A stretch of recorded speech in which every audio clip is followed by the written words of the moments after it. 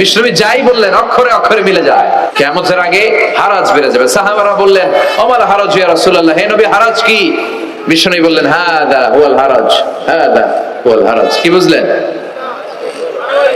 মারামারি, কোপাকুপি, যুদ্ধ আছে না নাই? আমরা কি যুদ্ধ চাই? যুদ্ধ নয় আরে যুদ্ধ নয়, নয় আর কোন তাজালা, সেই পৃথিবী আমাদের সকল মানুষের হোক নিরাপদ আবাস, সেই পৃথিবী আমাদের সকল মানুষের হোক নিরাপদ আবাস। We don't want to see any war in the whole world. We don't want to see any war in the whole world. ঠিক কি না? আমরা কোনো যুদ্ধ দেখতে চাই না, মারামারি দেখতে চাই না, অন্যায় হত্যাকাণ্ড বিচার বহির্ভূত কোন হত্যাকাণ্ড আমরা এই দেশে দেখতে চাই না। বিশ্বনবী বললেন কিয়ামতের আগে এগুলো বেড়ে যাবে। যে হত্যা করবে সে জানবে না কেন আমি হত্যা করলাম। এরকম হত্যা দেশে আছে না নাই?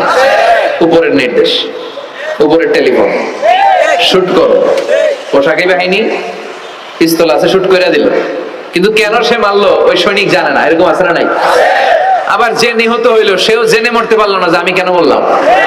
আহা, এই বাংলার বিভিন্ন নদীতে মাঠে ঘাটে হাত বাঁধা, পা বাঁধা, চোখ বাঁধা, বস্তাবন্দি করা লাশ পাওয়া যায় কি যায় না? এই দুনিয়ায় তারা বিচার পায় নাই, কিন্তু এগুলোর বিচার আছে না নাই? এগুলোর বিচার যদি না থাকতো, the worldly life will be a joke. এই পৃথিবীটা একটা জোকিং হইতো, জোকিং। জোক করার জন্য আল্লাহ পৃথিবী বানায় না। যেগুলোর বিচার এই জমিনে আমরা পাই নাই, সেগুলোর বিচার আখিরাতে হবে। সেদিন হবে আসল বিচার, সেদিন হবে ফাইনাল খেলা।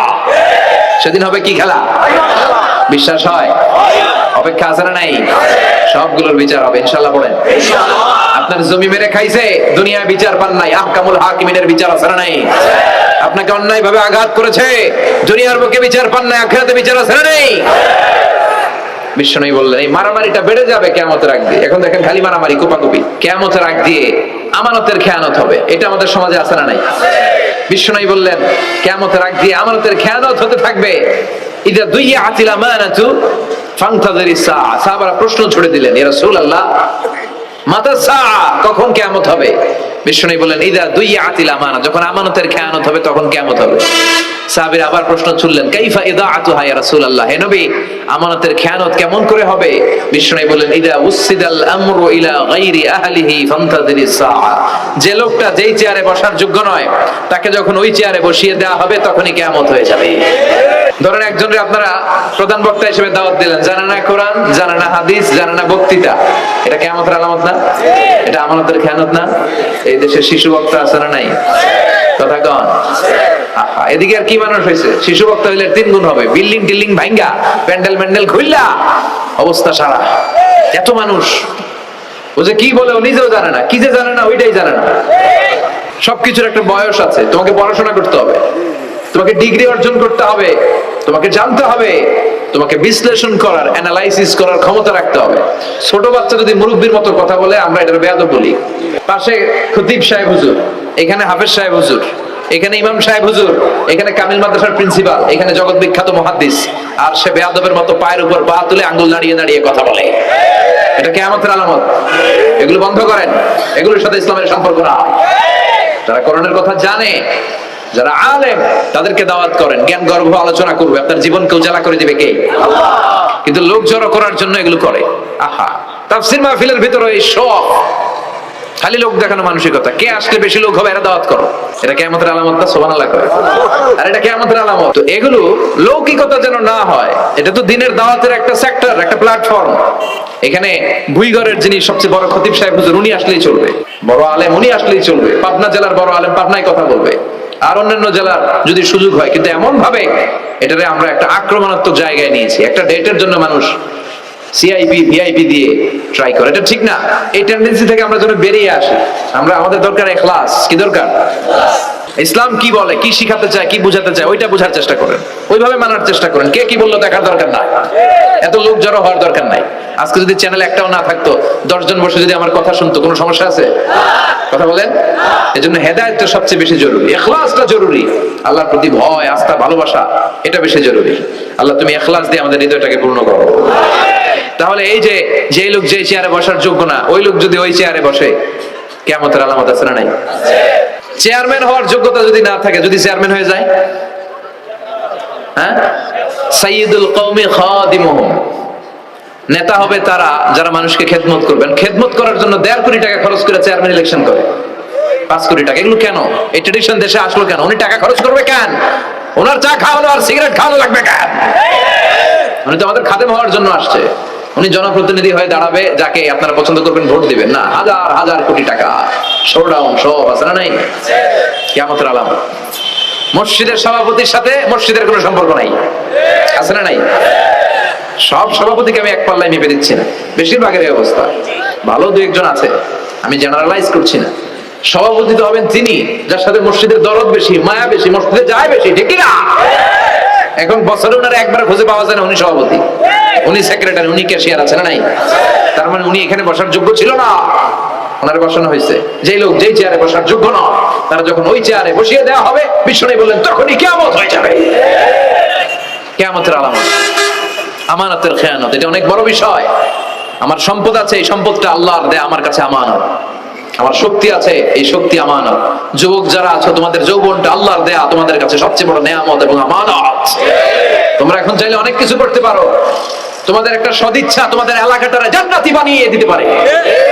তোমরা চাইলে সাগরের স্রোতকে পাল্টে দিতে পারো, বাতাসের গতিকে উল্টে দিতে পারো, তোমরা ইতিহাস রচনা করতে পারো। বিশ্বনবী যখন তোমাদের মতো যুবক ছিল, তিনি হালাফুল ফুদুল যুব সংঘ করেছেন। গানের কনসার্ট করে নাই, যাত্রাপালা করে নাই, নাচানাচি করে নাই।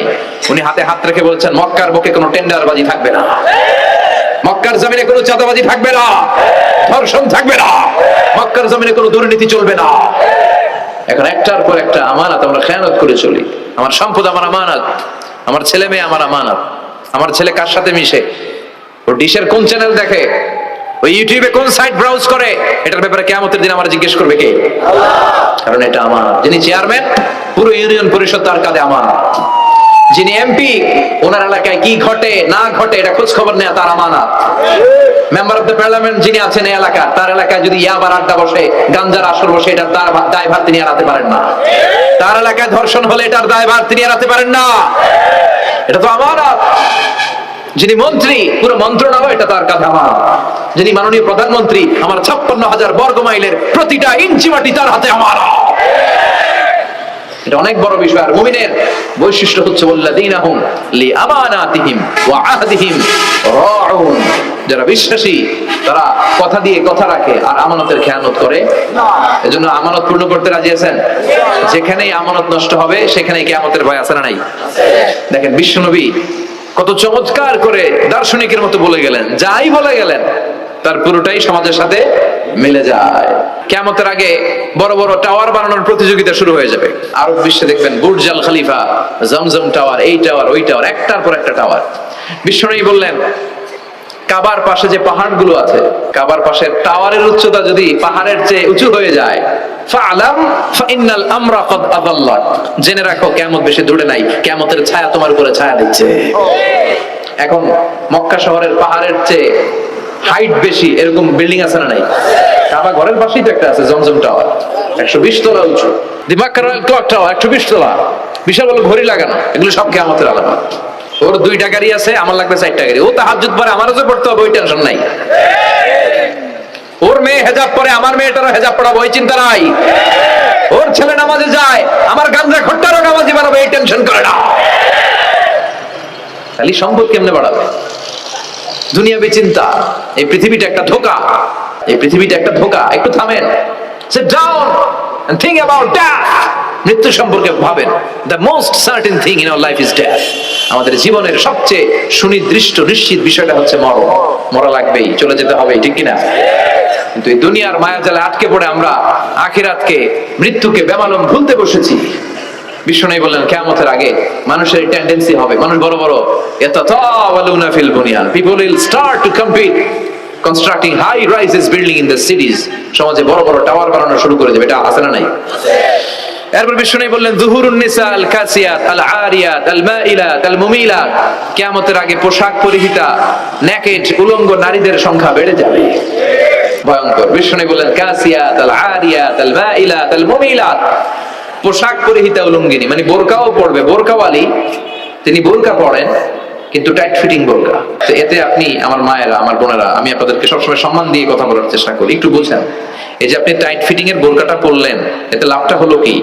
আপনার দেহের উঁচু নিচু ভাঁজ টের পাওয়া যায়, আপনার সৌন্দর্য প্রকাশ পেয়ে যায়।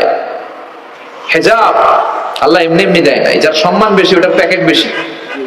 কথা কন। ডায়মন্ডের আংটি ওই রাস্তার মধ্যে বিক্রি করে না? স্বর্ণের আংটি না, ওইটা স্পেশাল মার্কেটে বিক্রি করে।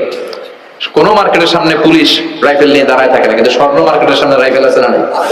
ভিতরে স্পেশাল সিকিউরিটি আছে না নাই? গ্লাস ফিটিং করা, ওইখানে সিকিউরিটি আলাদা, স্পেশাল লকার আছে না নাই? কারণ এটার দাম বেশি, তাই এটা পর্দা বেশি, প্যাকেট বেশি। সুবহানাল্লাহ পড়েন। নারীদেরকে তো ইসলাম মর্যাদা দিয়েছে। বিষ্ণু বলেছেন দুনিয়া কুল্লুহা মাতা ওয়া খায়রু মাতা'আদ দুনিয়া আল মারআতুস সালিহা। দুনিয়া সব হলো সম্পদ, আর এই সব সম্পদের মধ্যে সবচেয়ে দামি সম্পদ হচ্ছে নেককার নারী। এদের পেটগুলো খনি। এই নেককার নারীগুলো যদি হিজাব মেইনটেইন করে, এই পেটগুলো থেকে আল্লাহওয়ালা বেরোবে, নাজমুস সাকিব বেরোবে, কারি আহমদ বিন ইউসুফ আল আজহারি বেরোবে, বড় বড় মুফাসসিরে কোরআন বেরোবে। আর যদি হেজাব না করে, জি বাংলা স্টার জলসা নিয়ে মশগুল হয়ে থাকে, টেন্ডারবাজ, চাঁদাবাজ, ডাকাত, এগুলো বেরোবে। ওজনে কম দিবে, খাদ্যে ভেজাল দিবে, মাছে ফরমালিন দিবে, গাঞ্জার টাকার জন্য লাথি মেরে মারে ঘর থেকে বের করে দিবে। এজন্য নারীরা, আমার বোনেরা, আপনারা অনেক সম্মানিতা। নিজেদের সম্মান সম্পর্কে সচেতন হন। এই হেজাব আপনার অধিকার। এই হেজাব নারীর অহংকার। হেজাব নারীর আভিজাত্যের প্রতীক। হেজাব নারীর রুচির প্রতীক। আপনার রুচিটা কেমন আপনার পোশাক দেখে বোঝা যায়। কথা কম। যে মেয়েটা হিপ হপ স্টাইলে চলাফেরা করে, গ্যাংনম স্টাইলে, এই মেয়েটারে ইফটিজিং করার সুযোগ আছে না নাই? কিন্তু যে হেজাব মেনটেন করে যেই নারীরা চলে, এদেরকে দেখলেই একটা সম্মান চলে আসে। কি ভুল বললাম? একটা সম্মান আসে না? আপনাদের সম্মানটা আপনারা রাখবেন। বিষ্ণু বলেন যুহুরুন নিসাল কাসিয়াতাল আরিয়াতাল মাইলাতাল মুমিলা। কিয়ামতের আগে পোশাক পরিহিত উলঙ্গিনী নারী বেরোবে। লা ইয়াজিদনা রিহাহা লা ইয়াদখুলনাল জান্নাতা ওয়া লা ইয়াজিদনা রিহাহা। এই নারীগুলো জান্নাতে তো প্রবেশ করবেই না, জান্নাতের ঘ্রাণও নাকে লাগবে না।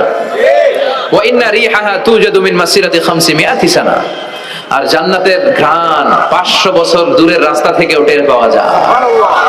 খেয়াল করে বুঝেন, এখান থেকে জান্নাতে পৌঁছতে আরো 500 বছরের রাস্তা। কয় বছরের? এত দূরে থাকতেই জান্নাতের সুবাতাস এসে আপনার নাকে ধাক্কা লাগবে।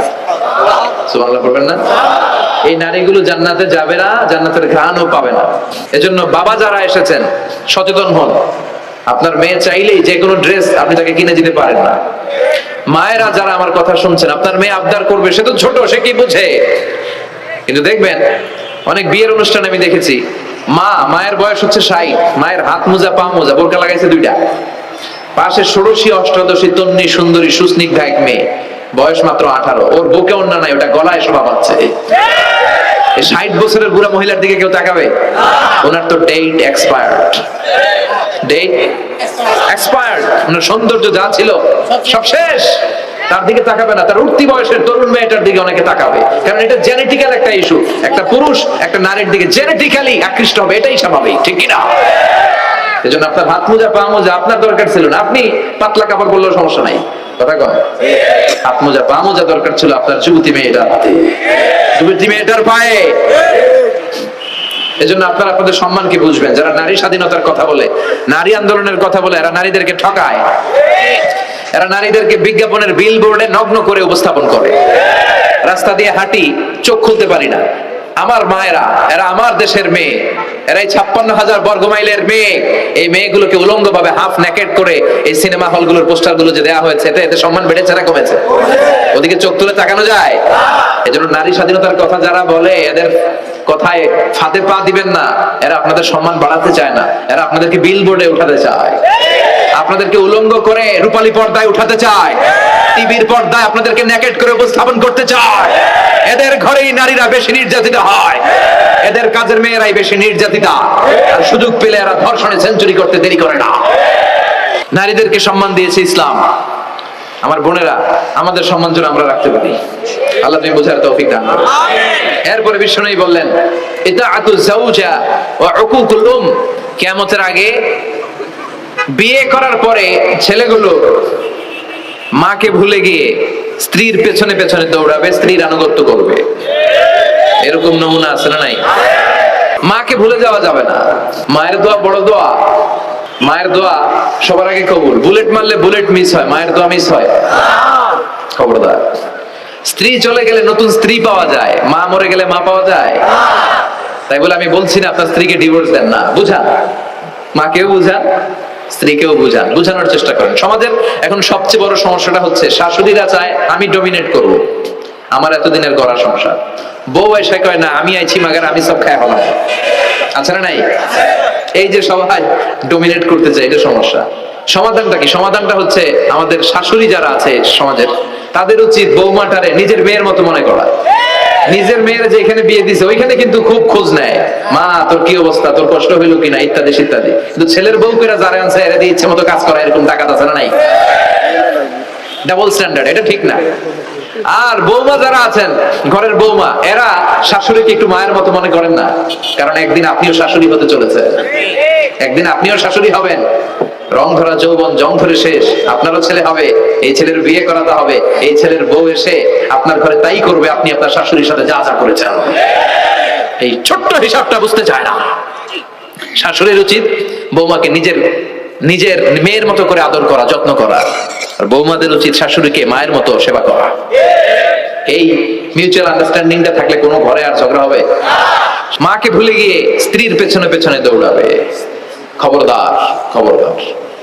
আপনি নামাজি হতে পারেন, মুসল্লি হতে পারেন, হাজী সাহেব হতে পারেন, কিন্তু মা যদি বদদোয়া দেয় আপনার সব শেষ, দুনিয়াও শেষ, আখিরাতও শেষ। মায়ের মর্যাদা বাবার চেয়ে 3 গুণ বেশি। হামালাতহু উম্মুহু, কারণ বাবা পেটে ধরে নাই, পেটে ধরছে কে? ওয়াহানান আলা ওয়াহান, 8 মাস 10 মাস এই বোঝাটা বাবা বহন করে নাই, করলো কে? ফিসালহু ফি আমাইন, 2 বছর বাবা দুধ খাওয়ায়নি, দুধ খাওয়ালো কে? মায়ের এক ধার দুধের দাম কাটিয়া গায়ের চাম, পাপস বানাইলে ঋণের শোধ হবে না, এমন দরদি ভাবে কেউ হবে না আমার মা গো, ঠিক কিনা?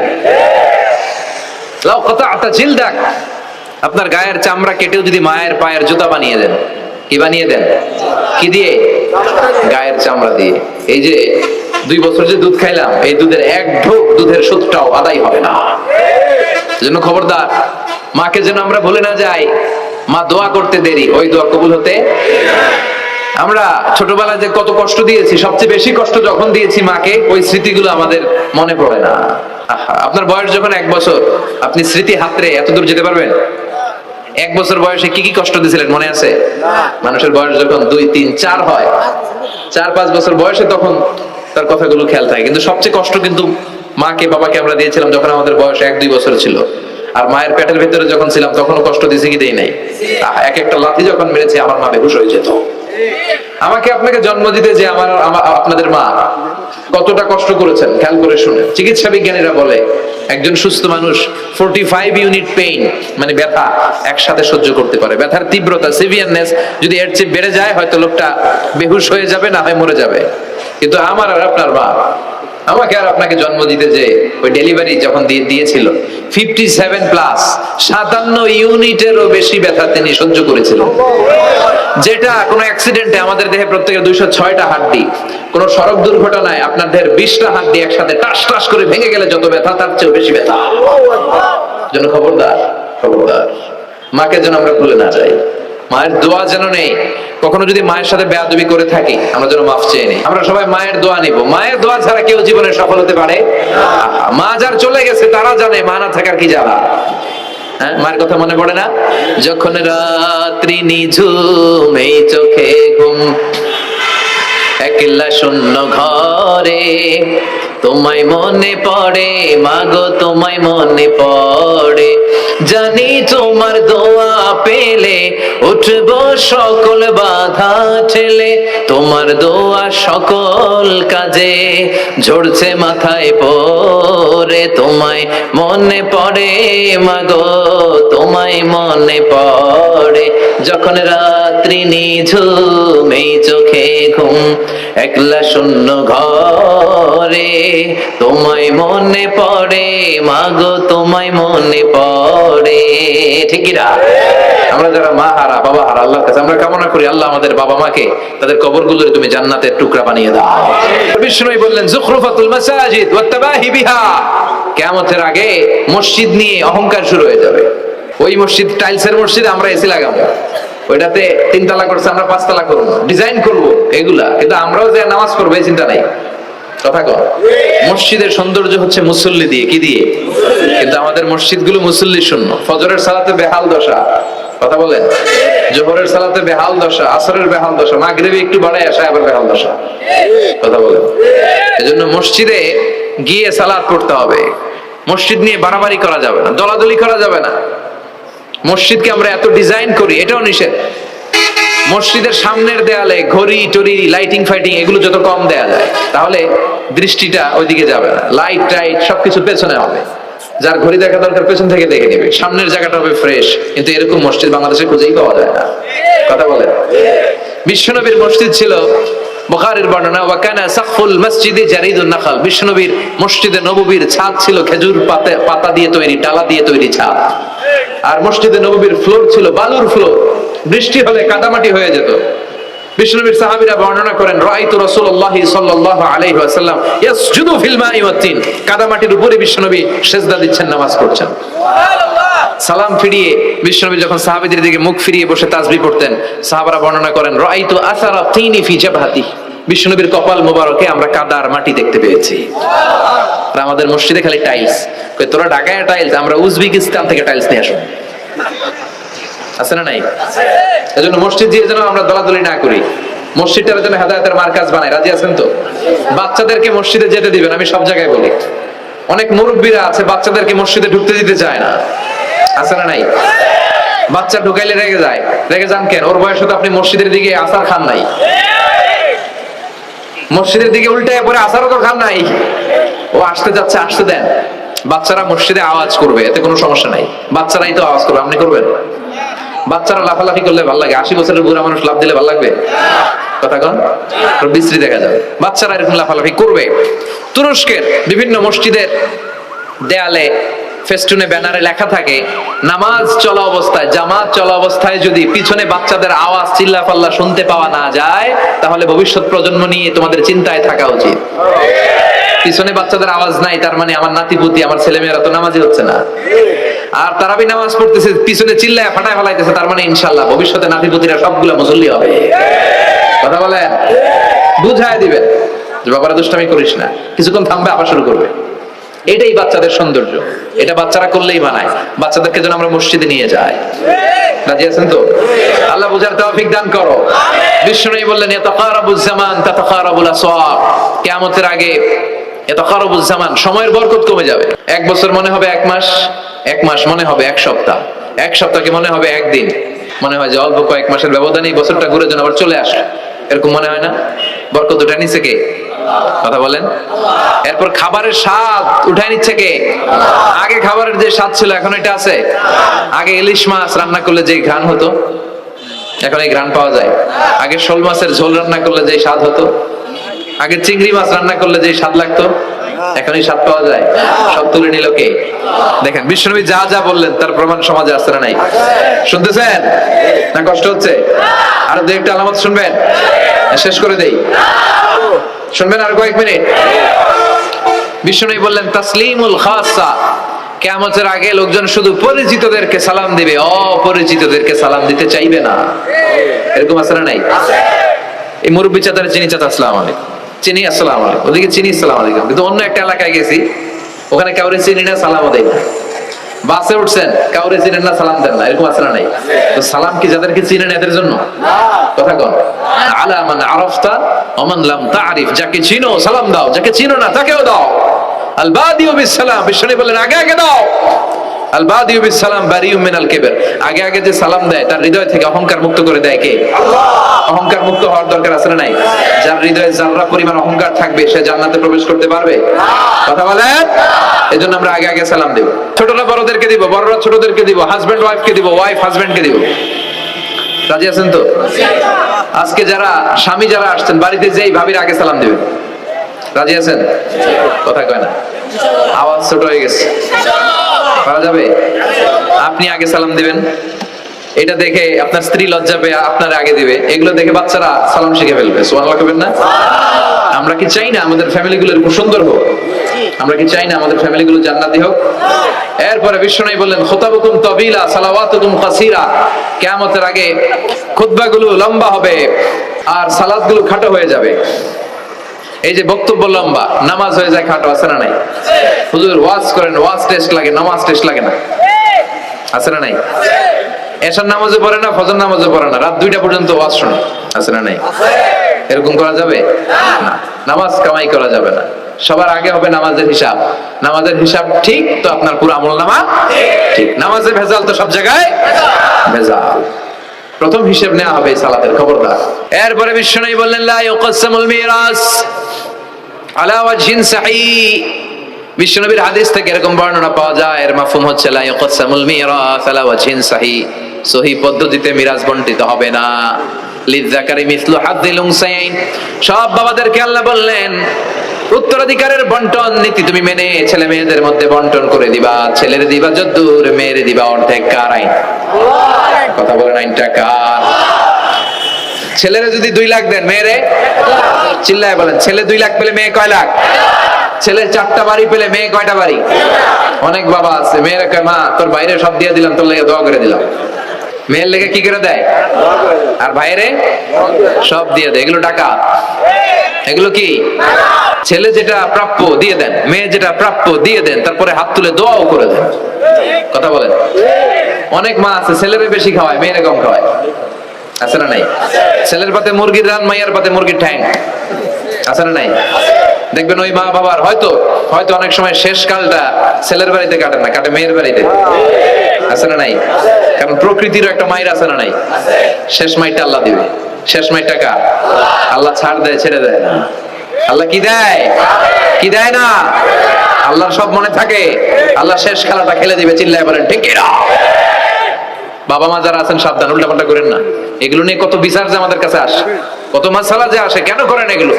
সমানভাবে আপনি ইনসাফ করেন, কিয়ামতের দিন আপনার বিচার করার সময় আল্লাহ আপনার উপর ইনসাফ করবে। আপনি ঠকাবেন, আল্লাহ আপনার 14 গোষ্ঠী উদ্ধার করে ছাড়বে। তিনি বলে যান না, তিনি ছাড় দেন, ছেড়ে দেন না। এজন্য মিরাসের যে বন্টন পদ্ধতি, আমরা যেন ইসলামের দেয়া পদ্ধতি অনুসরণ করি। আল্লাহ তৌফিক দাও। কিয়ামতের আগে ভূমিকম্প বেড়ে যাবে, আছে না নাই? কিয়ামতের আগে আত্মহত্যা বেড়ে যাবে, আছে না নাই? কিয়ামতের আগে ঢোল বাদ্য নাচানাচি বেড়ে যাবে, আছে না নাই? বাংলা মায়ের একতারা সুর কতই ভালোবাসি, দোতারা সুর কতই ভালোবাসি, বাজারে ঢোল বাজারে বাসি। বিশ্বনবী বললেন, বুইসতু আন উকাসসিরাল মাযামির, আমি ঢোল বাদ্য তবলা হারমোনিয়াম এগুলোর ভেঙে মাটির সাথে গুড়িয়ে দেওয়ার জন্য এসেছি। আর ওই নবীর উম্মত কয় বাজারে ঢোল বাজারে বাসি, আছে না নাই? ঢোল বাদ্য বাজানো যাবে? এই হাই বিটের মিউজিক আপনি শুনলে আপনার অন্তরে নেফাকি তৈরি হবে। নামাজে মজা পায় না, ওদের নামাজে মজা পায় না। তুমি আজীবন শোনো কুচ কুচ হোতায়, তো তুমি নামাজে মজা পাইবা কেমনে? আজীবন শুনে কি কুচ কুচ হোতায়। এখন নামাজে মজা পায় না, জিকির করে মজা পায় না, তেলাওয়াতে মজা পায় না, মজা নাই, মনোযোগ নাই। হৃদয়টাকে তো তুমি শয়তানের আখড়া বানিয়েছো, তুমি সালাতে প্রশান্তি পাবে কি করে? এজন্য এই মিউজিক্যাল ইনস্ট্রুমেন্ট থেকে দূরে থাকতে হবে। এগুলো অন্তরে নেফাকি তৈরি করে। আপনি দফ বাজাতে পারবেন? দফ চিনেন? ঢোলের 2 দিক আটকানো, দফের 1 দিক আটকানো, 1 দিক খোলা। এটা বাজিয়ে আপনি নাশিদ পরিবেশন করতে পারবেন, সমস্যা নাই। বিশ্বনবী বিয়ের ক্ষেত্রে বলেছেন, আলিনু আন নিকাহ বিদ-দুফুফ, এই দফ বাজিয়ে দফের ব্যান্ড পার্টি করে বিয়ের ঘোষণা দিয়ে দাও। ঈদের দিন বিশ্বনবী শোয়া, কিন্তু ছোট্ট মেয়েরা এসে দফ বাজিয়ে নাচ গান করতেছে, ছোট মেয়েরা। সাইয়েদনা আবু বকর দেখে রেগে গেলেন, আমিজমারু শাইতানি ফি বাইতি রাসূলিল্লাহ, আল্লাহর নবীর ঘরে শয়তানের বাদ্য। বিশ্বনবী বললেন, দাহু ইয়া আবু বকর, আবু বকর রাখো, ইন্না লিকুল্লি কওমিন ঈদ, সব জাতির তো একটা ঈদের অনুষ্ঠান আছে। হাদা ঈদুনা, আজকের দিনটা আমাদের ঈদের দিন, বাচ্চাদেরকে একটু আনন্দ উৎসব করতে দাও। এই দফ বাজালে কোনো ক্ষতি নাই। বিশ্বনবী মক্কা থেকে যখন মদিনায় হিজরতে গেলেন, কোন পথ দিয়ে আমার নবী আসবে জানার জন্য মদিনার ছেলেমেয়েরা পাগল হয়ে গেল। ওই পথে দফ নিয়ে দাঁড়িয়ে রইল। বিশ্বনবী সাইয়েদনা আবু বকরকে নিয়ে আগমন করলেন, ওরা তালা আল বাদরু আলাইনা বলে বিশ্বনবীর ওয়েলকাম জানালো। সুবহানাল্লাহ পড়েন।